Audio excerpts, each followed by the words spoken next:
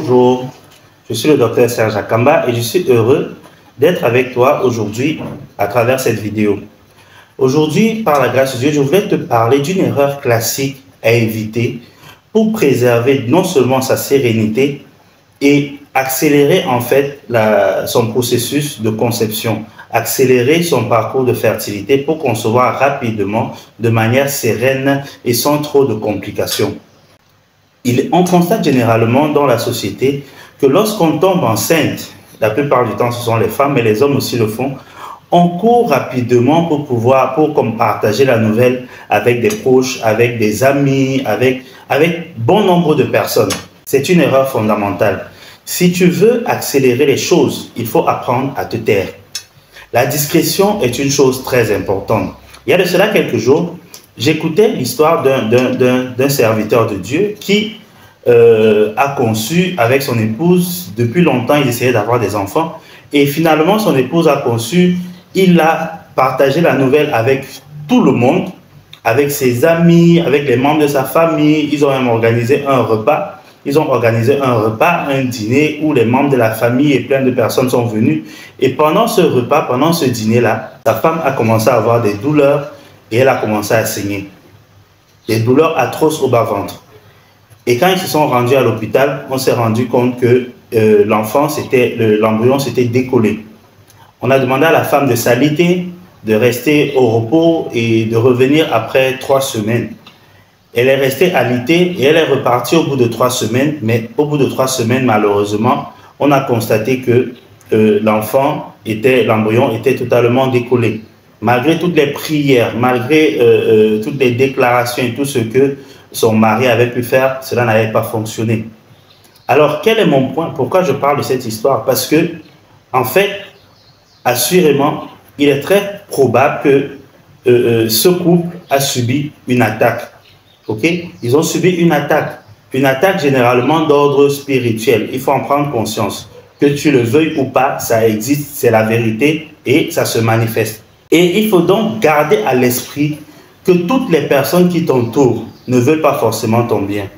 Toutes les personnes qui sont avec toi ne veulent pas forcément te voir marié, ne veulent pas forcément te voir fonder une famille, ne veulent pas forcément te voir réussir dans la vie. Parfois, la personne la plus proche de toi que tu prends pour ton intime est cette personne-là qui te veut du mal.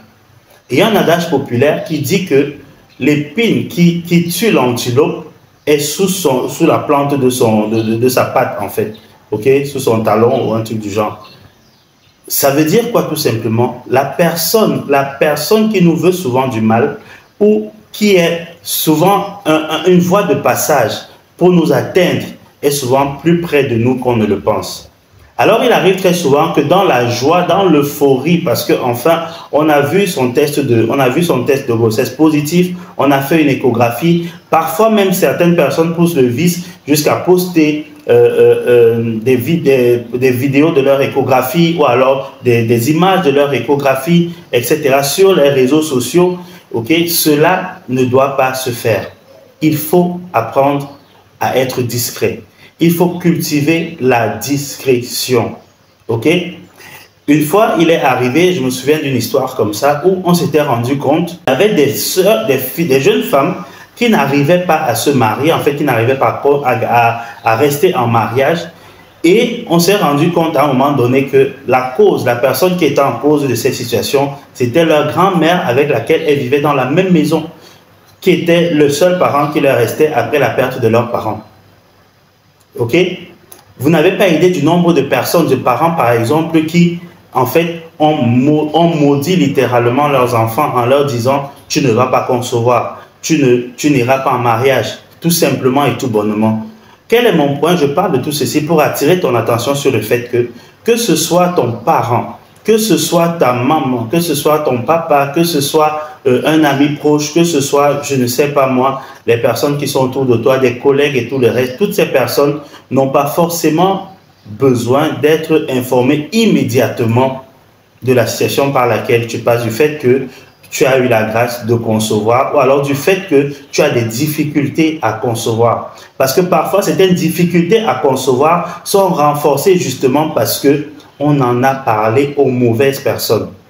Et des femmes se retrouvent souvent à perdre les grossesses tout simplement parce qu'on en a parlé aux mauvaises personnes.